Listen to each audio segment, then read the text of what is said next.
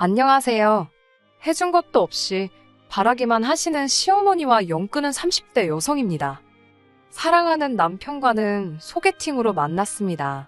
족발집을 운영하고 나이는 저보다 한 살이 많은 남자였지요. 한 달에 이틀만 쉰다는 남편은 그나마 그 이틀도 타 지역에서 맛있다는 족발집을 찾아다니며 맛을 연구하는 데 쓴다고 했습니다. 처음에는 일중독자인가 싶어서 솔직히 호감이 생기진 않았어요. 하지만 대화를 나눠볼수록 생각이 깊고 성실한 사람 같더라고요. 제가 넌지식 친구들은 여행도 다니고 쇼핑도 하고 그럴 텐데 부럽지는 않냐고 물었습니다. 그러자 남편이 하는 말이 자기는 가진 게 없어서 이렇게 열심히 살지 않으면 안 된다대요. 그리고 자기보다 가진 게 많은데도 더 열심히 사는 사람들이 세상에 많다면서 자기는 아무것도 아니라고. 남편이 한 말을 제가 정확히 옮기지는 못했지만 굉장히 겸손한 태도였습니다. 아무튼 이 사람이라면 어떤 일이 생겨도 적어도 처자식을 힘들게 하는 일은 없겠구나. 그런 생각이 들더라고요. 나중에서야 알게 된 일이지만 남편 역시 가게 매상이나 직원 수보다는 남편이 어떤 사람인지 궁금해하는 저에게 호감을 느꼈다고 그래요. 어떻게 보면 저나 남편이나 거의 서로에게 반했던 거지요. 그래서인지 저희는 두 번의 만남을 더 가진 후 바로 연인 사이가 되었습니다. 사람 마음이 간사하구나 싶었던 게 연애 전에는 열심히 사는 남편이 그렇게 멋지고 대단해 보이더니 막상 연애를 시작하니까 데이트할 시간도 없이 바빠서 서운하더라고요. 어떻게 하면 좀 더 같이 시간을 보낼 수 있을까 고민하던 시기에 남편이 저에게 회사에서 얼마를 받느냐고 물어왔습니다. 너무 단도직입적인 남편의 질문이 조금은 무례하게도 느껴졌지만 이미 사귀기로 하면서 서로 결혼을 전제로 만나자고 이야기를 했던지라 감출 것도 없다 싶었네요. 제 월급을 들은 남편이 그러면 그 회사 다니는 건 좋냐고 또 묻더라고요. 사실 그 무렵 회사가 부도가 날 것 같다는 흉흉한 소문이 돌고 있었던지라 불안했었거든요. 좋지 않다고 이직할 곳만 있으면 이직하고 싶다고 했네요. 그러자 남편이 그러면 자기 가게에 와서 같이 일하는 건 어떻겠냐고 제게 물었습니다. 생각지도 못한 남편의 제안에 제가 그게 무슨 소리냐고 되물으니 어차피 우리 결혼할 건데 같이 일하면 돈도 더 빨리 모을 수 있고 여러 가지로 좋지 않을까 싶어서 물어본 거라고 기분 나쁘게 받아들이지는 말라며 제 눈치를 살피더라고요. 솔직히 처음에는 회사를 다니다 갑자기 장사를 한다는 게 겁도 나고 두려웠어요. 하지만 며칠의 고민 끝에 남편을 믿고 한번 따라가 보기로 했습니다.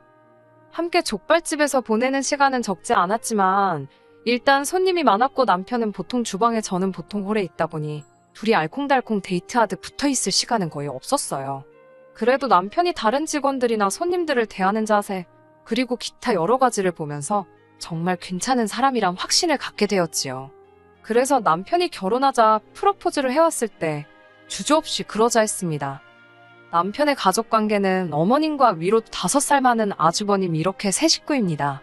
어머님께서는 본인 명의의 오래된 빌라에서 거주하고 계셨고 따로 일은 하지 않으세요.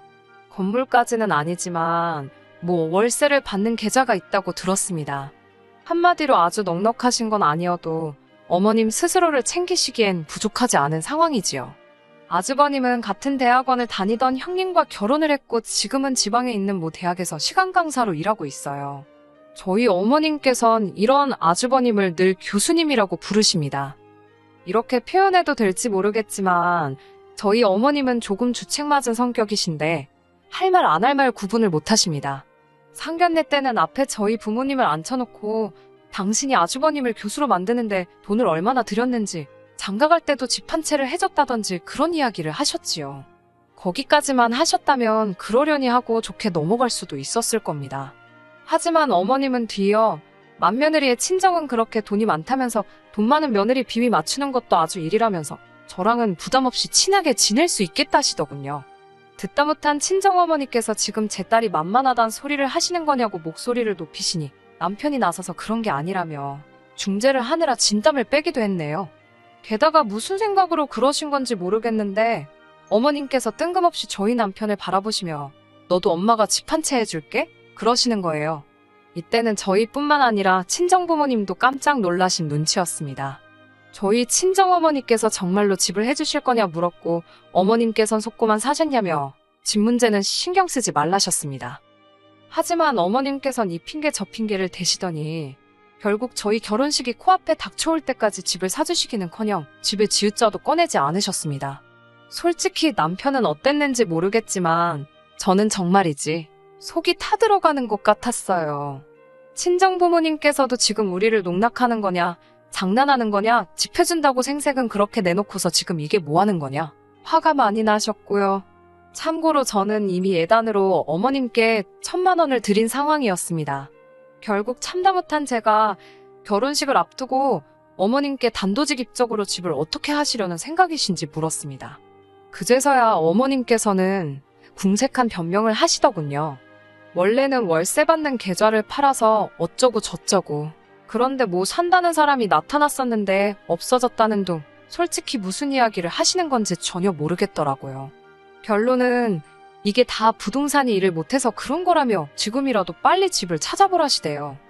남편도 이를 전해 듣고는 정말이지 어머님께 불같이 화를 냈습니다. 책임지지도 못할 소리를 해서 왜 상황을 이렇게 만드느냐고요. 그래도 다행히 남편이나 저나 모아둔 돈이 제법 있었기에 저희는 급하게 족발집에서 머지 않은 곳에 위치한 오래된 주택에 전세로 들어갈 수 있었습니다. 시간이 없어서 도배만 간신히 하고 들어갔네요. 겪으면서 알게 된 건 어머님은 항상 말부터 뱉어놓고 모른 척 하시기가 일쑤였다는 겁니다. 그 때문인지 동네 사람들한테 평판도 안 좋으셨고 같이 어울려 커피 한 잔 마실 친구분도 없으셨지요. 그렇다 보니 걸핏하면 저에게 전화를 걸어오셨습니다. 제가 분명 남편과 같이 일을 한다고 몇 번이고 말씀을 드렸지만 어머님께선 귀담아 듣지 않으셨거든요. 하루가 멀다 하고 장 보러 가자, 아울렛 구경 가자, 여기 가자 저기 가자. 처음엔 얼마나 심심하시면 저러실까 싶어서 몇 번 모시고 다녔습니다. 저도 가게에만 있으면 갑갑했으니 바람이라도 쐬고 올까 싶은 생각도 있었고요. 그런데 예를 들어 마트를 가잖아요. 그러면 이것도 필요하다 저것도 필요하다 한가득 고르시곤 꼭 계산대에 도착해서는 지갑을 깜빡하고 안 가지고 오셨다면서 다음에 줄 테니 일단은 저더러 먼저 돈을 내라고 하셨습니다. 처음엔 기분 좋게 제가 신경 쓰지 마시라고 내드렸는데 2번, 3번 그런 일이 반복되니까 저도 난감하더라고요. 그러다 한 번은 백화점에 갔는데 그 매장에서도 니트다 뭐다 잔뜩 고르시곤 또 그렇게 말씀을 하시길래 안 된다 했습니다. 그러자 어머님께선 다음에 준다는데 동네 창피하게 왜 이러냐며 오히려 저를 이상한 사람 취급을 하더라고요. 결국 어쩌지를 못하고 일단 카드로 긁었습니다. 그런데 매장에서 나오니 어머님께서 또 다시 말을 바꾸셨어요. 다음 주에 월세를 받으면 주시겠다고요. 솔직히 믿음은 안 갔지만 그래도 혹시나 싶어 한 주를 기다렸습니다. 하지만 혹시나가 역시나라고 막상 월세가 들어올 때가 되니 어머님께선 급하게 돈 쓸 곳이 있다며 좀 더 기다리라 하시더군요. 참다 못한 제가 결국 남편에게 이 모든 걸 털어놓았습니다. 옷값만 70만 원 돈이라 제 선에서 어떻게 할 수가 없었거든요. 그러자 남편이 그 길로 시댁에 쫓아가서는 어머님이 사셨던 물건들을 죄다 들고 왔더라고요. 어쩐 일로 가격표도 안 떼셨나 했는데 여기도 사연이 있습니다만 아무튼 일단은 되찾아온 물건들로 백화점에 가서 환불을 받는 걸로 마무리가 되었네요. 어머님께선 저더러 정말 너무하다며 하소연을 하시다가 그 옷들이 당신 맏며느리 줄 선물이었다고 실언을 하셨습니다. 저는 처음엔 제가 잘못 들은 줄만 알았습니다만 생각해보니 옷을 어쩐지 너무 젊은 스타일로 고르신다 싶었거든요. 어머님께서 저한테 옷을 뜯어내서 그걸 형님께 주려고 했다는 게 너무 어처구니가 없고 서운하고 할 말을 잃었습니다. 이후로 곰곰이 생각해보니 그동안 장 보면서 고르신 그 많은 고기와 과일도 어쩌면 그 집으로 흘러들어갔을지도 모르겠다는 생각이 들었고 화난다라는 한마디로는 설명할 수 없을 만큼 속에서 뭔가 부글부글 끓는 것만 같았습니다. 며칠 뒤 어머님께서 장어가 너무 드시고 싶다며 저희더러 먹으러 가자고 연락을 해오셨습니다. 남은 지난 앙금 때문에 내키지는 않았지만 한편으론 얼마나 드시고 싶으시면 저러나 싶어서 포장을 해다 드리겠다 했어요. 그랬더니 어머님께서 4인분을 포장하랍니다. 설마 싶어서 어머님께 아주버님네도 사다 주시는 거냐 물으니 그렇다대요. 머리 쓰는 사람은 항상 잘 먹어야 한다나요. 그 소리를 듣자마자 짜증이 확 올라와서 돈부터 보내달라 했습니다. 돈 먼저 보내주시면 사다 드린다고요. 그러자 어머님께선 또다시 일단 저더러 계산하라 하셨고 저는 싫다고 버텼어요. 그러자 어머님이 자길 못 믿는 거냐며 저더러 시어머니 알기를 몰라 아냐고 거짓말쟁이라는 단어가 목구멍 끝까지 차올랐었네요. 이번만큼은 저도 도저히 참고만 있을 수가 없어서 어머님께 전화에다 대고 너무하신다고 소리를 질렀습니다. 어째서 저희보다 훨씬 잘 사는 아주버님네한테는 안 그러시면서 저희한테만 이렇게 바라시는 게 맞냐고요. 정말 너무하신다 했지요. 그러자 어머님께선 당신 맏며느리가 돈 좀 있다고 교수님 무시하면 어쩔 거냐고 자존심 때문에라도 그쪽에는 해주면 해줬지. 받아먹을 순 없다는 억지를 쓰셨습니다. 그 말을 들으니 무슨 이런 경우가 있나 싶어서 잠깐 말을 잇지 못했네요. 친정이 못 사는 저는 만만해서 뜯어먹으시고 그쪽은 무서워서 벌벌 떤다는 소리로밖에 안 들렸으니까요.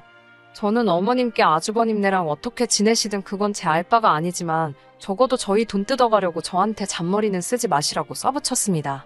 그러자 어머님께선 당신 아들이 버는 돈 가지고 왜 제가 난리냐면서 싸가지가 없다. 너 내가 가만두나 봐라. 별소리를 다 하시대요. 저도 그런 어머님께 그럼 앞으로 이런 부탁이나 헛소리는 아드님께 직접 하시라 했습니다. 그날 가게를 마친 뒤 남편과 맥주 한잔을 하며 허심탄회하게 이야기를 나눴습니다. 어머님께서 왜 이렇게 날 힘들게 하시는지 모르겠다고 그러면서 낮에 있었던 일을 들려줬더니 남편이 심각한 표정으로 어머님께 전화를 걸었습니다. 몇 번 신호음이 울리더니 어머님께서 전화를 받으셨어요. 그리고는 첫 질문으로 제가 옆에 있는지를 물으시더군요. 저는 남편 바로 옆에 있었고 전화도 스피커폰이었지만 남편은 어머님께 옆에 제가 없으니 한번 편하게 말씀해 보시라 하대요. 그러자 그때부터 어머님께선 기다렸다는 듯이 제 험담을 하기 시작하셨습니다. 지가 번 돈도 아니면서 그깟 몇 푼으로 시애미한테 훈계를 하더라면서 그러더니 남편더러 맏며느리가 시집을 때 얼마나 바리바리 싸들고 왔는지 알기나 하냐며 그런데 네 마누라는 뭐 해왔냐고 꼴랑 1,000만 원 들고 오지 않았냐고 아주 생각할수록 괘씸하시답니다. 그래서 어머님께서 그때 못 받은 돈 저한테 얼마씩이라도 일부러 받아내시는 거라나요. 그러자 남편도 기가 차고 어이가 없었는지 우리 결혼할 때 어머니는 뭐 해주신 거 있냐고 묻더군요. 결혼식 비용 보태라고 100만 원 준 게 전부지 않냐. 그리고 쪽팔려서 어디다 말도 못했지만 축의금도 다 들고 가지 않았냐. 그제서야 어머님께서는 그건 니네 둘이 반반 결혼을 한다고 했으니 내가 너네 마음대로 하게 해준 거라며 자식 결혼한다고 부모가 보태줘야 한다는 나라법이라도 있냐고 남편한테 따지고 드시대요. 이러니 무슨 대화가 되었겠어요? 저는 저대로 열받아서 분통이 터졌고 남편은 남편대로 고개를 못 들고 얼마간의 시간이 흐르고 남편이 저더러 그러더라고요. 당분간 시어머니 상대도 해드리지 말라고요. 그러면서 절 볼 염치가 없다며 너무 미안하답니다. 이후로 한동안 어머님과 왕래 없이 지냈어요. 정확히 말하자면 어머님께서 먼저 연락을 해오셨지만 정말 필요한 일이 아니면 대꾸하지 않았고 한 번은 가게로 찾아오신 적도 있었습니다만 그저 형식적인 인사 한두 마디만 주고받고 제가 자리를 피했네요. 솔직히 그러는 제 마음도 편하지만은 않았습니다. 부모 자식은 하늘에서 내려준 인연이라는데 남편이 얼마나 불편할까 싶어서 마음이 안 좋았지요.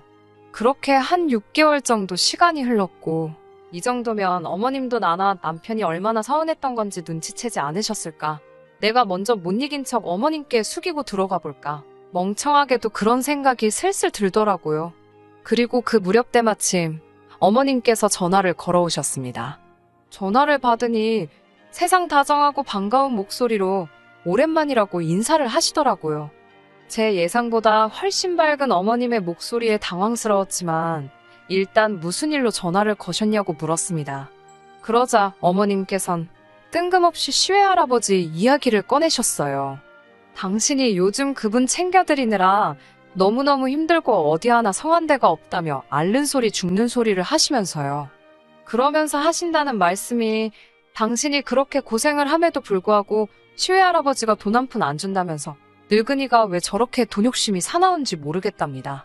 도대체 무슨 말을 해드려야 할지 맞장구를 칠 수도 없는 노릇이고 제 속을 아는지 모르는지 어머님께선 그래서 당신이 묘수를 하나 찾으셨답니다. 시외할아버지께선 작은 빌라에서 혼자 살고 계셨는데 그분을 어머님 댁으로 모셔갈 생각이라고요. 그런데 그 빌라는 재개발이 될지도 모르니까 팔 수가 없다며 그걸 저희 명의로 올리랍니다. 일단 시외할아버지 앞으로 재산이 없으면 나라에서 무슨 수당이 나온다면서 그 수당을 어머님이 받으시면 될 것 같다는 거예요. 듣는 내내 따지고 들게 한두 개가 아니라서 어디서부터 시작해야 될지도 모르겠더군요. 저는 그럴 것 같으면 어머님 명의로 바꾸시지 그러냐 물었고 그러자 어머님께서는 우물쭈물 하시더니 세금 이야기를 꺼내셨습니다. 당신은 이미 집이 하나 있어서 또 하나가 생기면 세금이 왕창 나온다고요. 저는 세금마저 우리한테 덤태기를 씌우시려는 건가 싶은 생각에 기분이 나빠졌고 결국 거절을 했습니다. 비단 세금 문제 때문만이 아니라 지금 청약도 붙고 있는데 시외할아버지 집을 떠맡게 되면 저희는 집 살 때 혜택을 하나도 못 본다고 그래서 안 된다고 했습니다. 그러자 어머님께선 나중에 당신이 집 사줄 테니 일단은 당신 말대로 하자고 저에게 밀어붙이시더군요. 저는 도저히 안 되겠다 싶어서 전화를 남편에게 넘겼습니다. 어머님께서 저한테 하셨던 말씀을 그대로 하시는데 어머님 말씀이 끝나기도 전에 남편이 진짜 왜 이러냐고 우리한테 왜 이러냐고 울분을 토해내더군요. 그러자 어머님께선 내가 뭘 어쨌냐고 니들이 나 용돈 주는 것도 아니라 시외할아버지 그 수당이라도 받아먹겠다는데 그걸 못 도와주냐면고 저희더러 인정도 없고 야박하고 마음이 그러니까 저희가 돈도 없이 그 꼴로 사는 거랍니다. 저희가 얼마를 버는지 모으는지 모르셔서 하시는 말씀이겠지만 그게 부모가 자식한테 할 소린가 싶더라고요.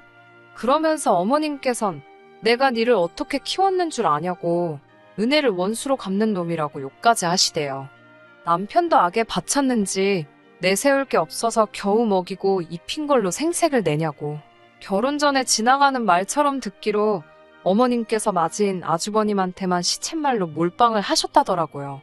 좋은 이야기도 아니라 구체적으로 물어본 적은 없지만요. 아무튼 결국 남편이 이럴 거면 다시는 연락하지 마시라고 어머님께 악을 쓰더니 저한테도 다시는 이 아줌마 전화 받지 말랍니다. 죽었다 소리 들어도 안 가볼 거니 소식 전하지 말라고 냉정한 말까지 하던걸요. 이후로 지금까지 어머님과 연락 안 하고 살고 있습니다. 솔직히 시외할아버지 집 문제도 어머님 형제분들이 계시기 때문에 어머님이 마음대로 하실 수 있는 게 아니거든요. 이미 다 끝난 일이라 생각해봤자지만 왜 그런 말도 안 되는 소리를 하셔서 이렇게 자식들하고 틀어지셨나 싶어. 안 됐기도 하고 한편으론 고소하기도 해요. 전에는 남편 입장을 생각해서라도 내가 숙이고 들어가서 두 사람이 잘 지낼 수 있게 해줘야겠다. 그런 생각을 했었는데 이번에는 그런 생각도 안 들어요. 언젠가 두 사람의 사이가 다시 좋아질 수도 있고 아니면 이대로 끝일 수도 있겠지만 신경 쓰지 않으려고요. 솔직히 지금 너무 편하고 행복합니다. 남들은 불경기라 죽겠다는데 어쩐 일로 저희는 가게도 전에 없이 잘 되고 있어서 이대로라면 금방 저희 둘만의 보금자리도 마련할 수 있을 것 같네요. 끝까지 들어주셔서 감사합니다. 오늘의 사연은 여기까지입니다. 구독과 좋아요, 알람 설정 부탁드리고 더 좋은 사연으로 다시 찾아뵙겠습니다. 감사합니다.